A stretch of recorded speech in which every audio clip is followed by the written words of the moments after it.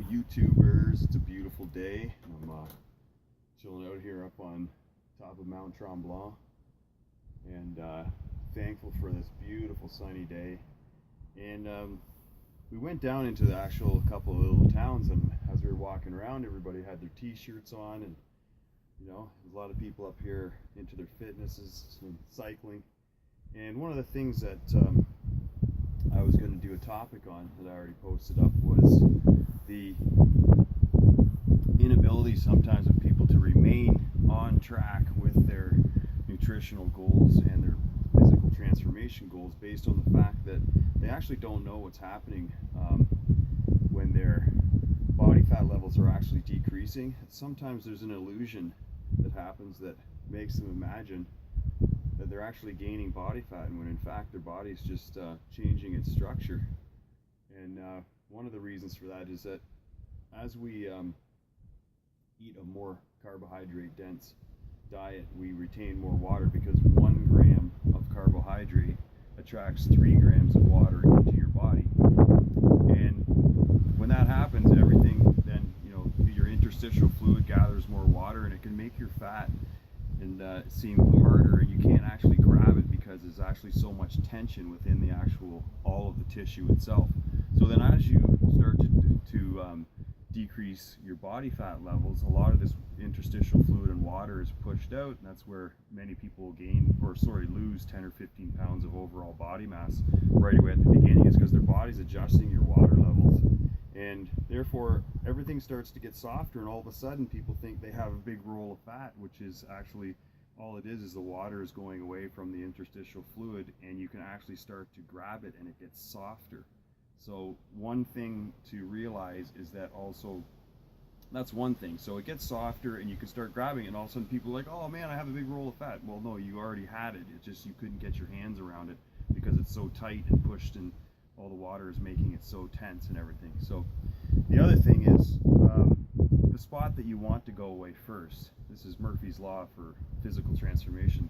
The spot that you want to go away first will go away last, and the spot that you want to go away last, or you don't want to go away at all, is going to go away first. And that's just how it is. So if you carry predominantly a lot on your stomach and whatever, and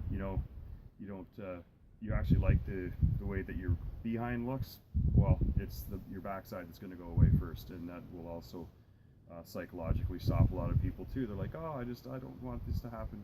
You don't have control over genetically what pattern your body's going to get rid of its body fat in, and typically around the midsection for men is the last place to go. So that can be where you have to be patiently waiting as your body gets rid of the fat and all the other spots on your body, and then usually last but not least, your abdominal fat will go away too. Now the other thing that I noticed too, and you'll see this a lot, is that some people actually, you can see their abdominal wall, like you can actually see all their abdominal muscles, and people are like, wow, that guy's actually pretty lean, but they actually have a protruding look to their belly starting right underneath the rib cage, and this is a very, very dangerous type of fat storage, because this is actually visceral fat that is up underneath and all around all of your organs, and it gives you that like kind of barrel, the bottom of your chest kind of barrel chested look, and then it kind of morphs into your stomach region, and it just is causing a lot of pressure and tension on your diaphragm and also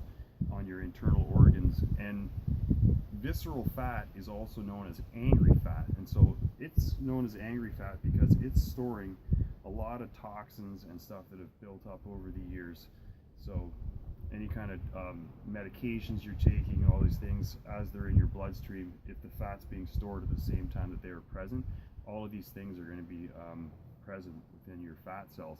So again, when you start losing that type of fat too, there's a lot of intra-abdominal pressure that's going to gradually start going down too.